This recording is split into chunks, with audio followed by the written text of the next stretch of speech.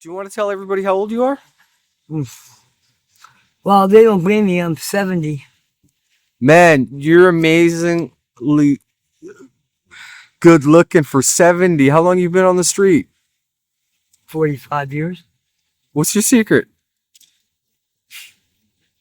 If I told you, you wouldn't blame me. Partying and fucking. Try us.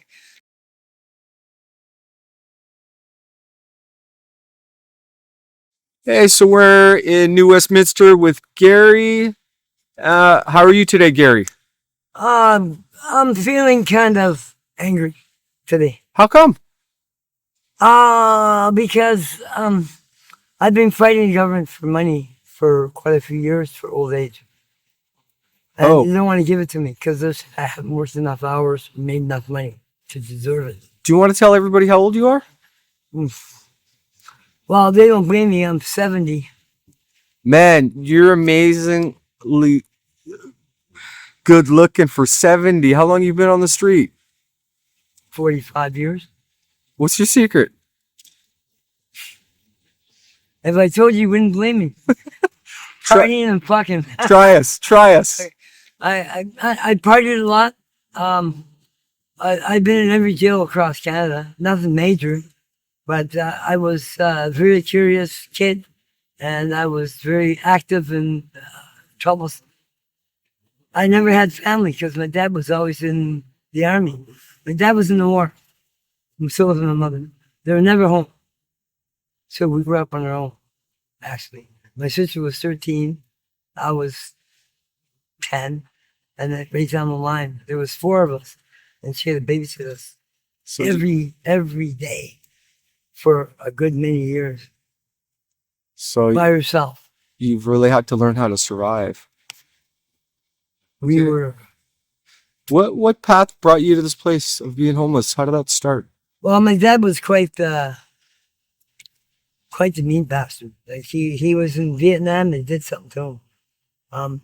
When he went there, he thought he was going there for a good cause. A lot of the army guys have seen a lot of their friends get murdered, wasted. They went to these zones that they took them into, and it was all innocent people that they murdered by the thousands and the millions. They raped the women, they killed the babies, everything. They just shot and killed anything that had slimy eyes. Because they were told that they were in Viet Cong country, and that, or Vietnam, that they all were Viet Cong, right? They were underground, the bad guys, and the good people were up top. Right. So they slaughtered whatever moved up top. Yeah. So what kind of brought you to being homeless? What was that kind of pivotal moment? What brought me to being homeless was he was quite fucked up in the head. Like he was like, he had, I'm sure of it, he had PST. Okay. So a rough upbringing. A rough upbringing, and Yeah. he's Okay. heavy-handed with me and my brother. My brother's dead now. And so, how did your brother die? Just took a heart attack and died. Yeah, he had a good job. He worked hard, and he raised fortunes, and came home one day and was asleep. Never woke up. So what's life like for you day to day now? It's good. Like, what do you do? Can you run us through a typical day? What I do is I do nothing. Well, I do. No, I like history, and I love looking at people and talking to people, but I really hate the world for what it's turned out to be. The world is very horrible place to be for anybody. There's no more love. Their children are being raised to be slaughtered, and that's all I can say is I can't stand the world. I love people, and I love babies. Do you go through this mostly on your own, or do you have people with you? I do it myself. I had to learn I had to learn to be a man, basically. And I used to cry every when I used to get the shit kicked out of me, but now I do shit kicking. How do you usually find money to get by? I do bottles. I'm on old age pension, and I do odd jobs. How much can you make in a day, like typically from bottles? It depends. Sometimes I made up to 200 to 500. If I steal them, I can make up to 1,000 a day. And you mean steal them? You just go into the recycle bins and No, take them? you just go with someone's backstairs and they're not home. There's 20, 30 bags you take and relieve them of. And do you have anything figured out with people that they leave them out? You have a relationship with them? Some people I do, some people I don't. A lot of people are pleased to see me. Hi, how you doing? I get bottles. Sometimes I get 10 to 15 bags full. One time this lady gave me $185 worth of beer cans. Wow. You know how many beer cans that is? 1,850 cans. You only get 10 cents a can. Nice.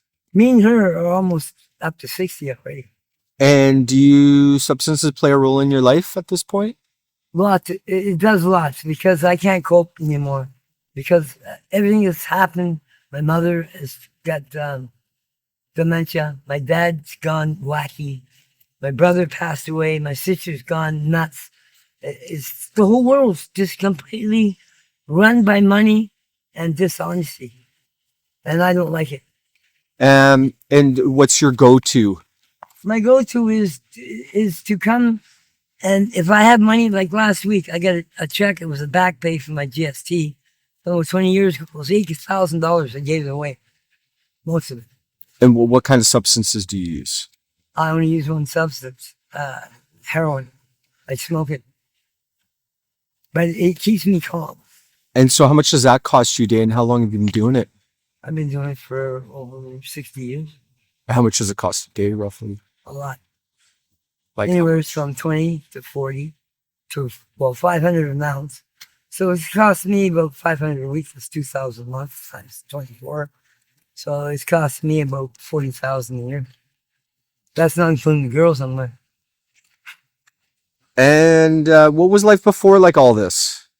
It was So like great. It was about 30. We're talking about 20 years old? Yeah, I was straight. I was actually very straight right up until I moved here. I moved here when I was 45. And what happened was, I didn't realize that Vancouver was so in the open. I wasn't used to open sex like they had here, people using needles. I seen that and made me sick. I wanted to leave, but I couldn't because I get into drug trafficking. And what were you doing for work before? Did you do 9 to 5? I used to work in a bakery. I worked at in IGA, Safeway. I had pretty good paying jobs. And then I was in a trade for, it was called roofing. Not roofing, but, it's the same thing, but you had to use formulas. I learned how to use formulas because I didn't think I was smart. But the doctor told my dad that I had a really high IQ. Have you ever been to rehab or treatment? Lots of times. I hate them because they don't treat you right. Because what they do is they single you out. As soon as you fuck up, the people laugh at you. So then you feel like worse than you were before you commit. A lot of people commit suicide or they go out and die. Did the cops ever give you a hard time? Oh yeah, lots of times. They still do. They know me off by heart. Every cop in the city knows me, right across Canada. And I've got lots of good cops, so I got captains are my best friends now, sergeants. They just leave me alone. I'm smoking dope, you just go over there. But, you know, the point is because they realize that I'm somebody. Have you ever had your things stolen out here? Lots. I can't. I just want to kill somebody. I haven't caught anybody yet, but I was robbed at gunpoint 3 times last week. When I get that check, someone told somebody else that I had a 3-figure check on me, like $30,000. Have you ever found that like you stole someone else's stuff to survive? I've done it before, yeah. I get put in jail for robbery. I used to fight a lot. I'm a tough guy. I fight at least 20 or 30 times a day, every day, even to this day. What's the craziest thing you've ever seen on the streets? The guy pull up and empty a 45 and the guy's hit right in broad daylight. Bang, bang, bang, bang, bang, bang, bang. And then bang! And then walk away. Like kill the guy, pull the door open and put one more bullet in his head in broad daylight and jump in the bus. Where was this? This was Where the fuck was it? Or maybe you don't It was have in to Vancouver. Vancouver. Wow. Yeah, in 1991. Do you have any children? Yeah, How many? I got 15 children. Uh, what? Pretty busy. Oh wow. Got 9 girls and the rest are boys. Are you in touch with any of them? No, because what happened was that I was pretty abusive. At that time, I was so angry. I hated people. I was planning to commit suicide at 16. I was 14 then. At 16, I drank myself almost to death.